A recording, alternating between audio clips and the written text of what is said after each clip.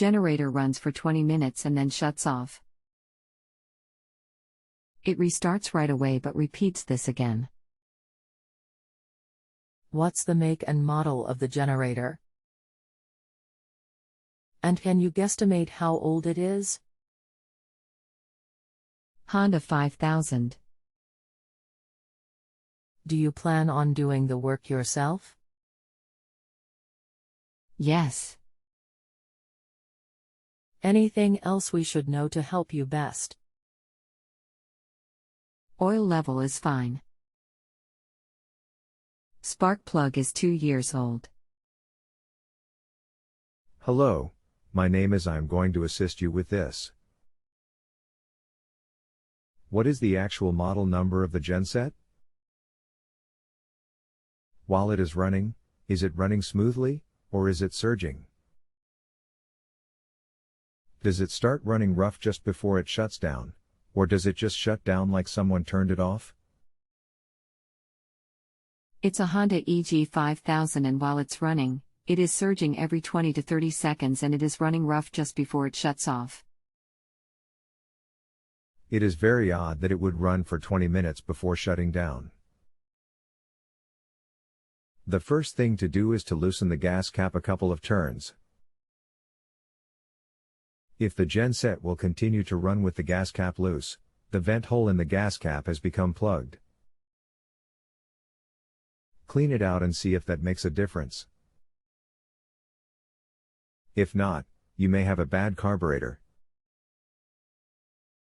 As gas gets old, it turns to varnish and clogs up the passageways inside the carburetor, not allowing enough gas to get to the engine.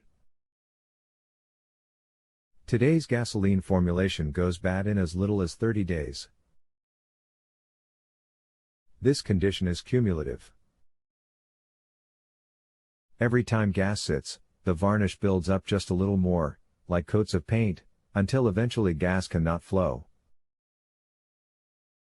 It will not happen overnight, but the symptoms can show up all of a sudden, even while simply stopping to refill with gas.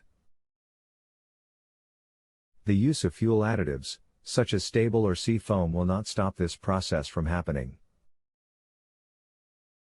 They will greatly slow it down, but the gas will still go bad. This can also happen even on a brand new engine or brand new carb. When the carb is built, it is run at the factory to tune it. After tuning, they do not always get properly cleaned, or may not have enough/any preservative injected. Believe it or not, this is actually fairly common. When this happens, either the engine simply will not start, or it will not run without the choke on. This reduces the amount of air getting pulled into the engine, changing the fuel/air mixture, or it will run but surges. Another issue that varnish in the carb can cause is that the varnish may not allow the float needle to seal properly against the seat, causing the flow of gas to not shut off when the bowl is full. The result will be gas overflowing the carb and running into the cylinder, and possibly out the air intake. If the gas gets into the cylinder, it will seep past the rings and down into the crankcase. This will be evidenced by your oil level being overfull and/or the oil smelling like gas. If this is the case, you will need to change the oil and filter, if it has a filter. Varnish can also cause the float needle to stick shut, and not allow any gas to flow from the carb bowl into the engine. The only two solutions are to either replace the carburetor or give it a good, thorough cleaning. When removing the carb, make sure to take a good picture, or make a good drawing of where all springs and linkages are attached. This will make reassembly much easier. Most people believe that cleaning a carb involves removing the bowl and wiping it out, then spraying some carb cleaner through it. This is simply insufficient. It takes months or years for this accumulation to build up. It just cannot be removed in minutes. To properly clean the carb, you must remove it, disassemble it, making sure to remove all non-metal parts, and soak it in a commercial solvent for several hours. Soaking it overnight is even better.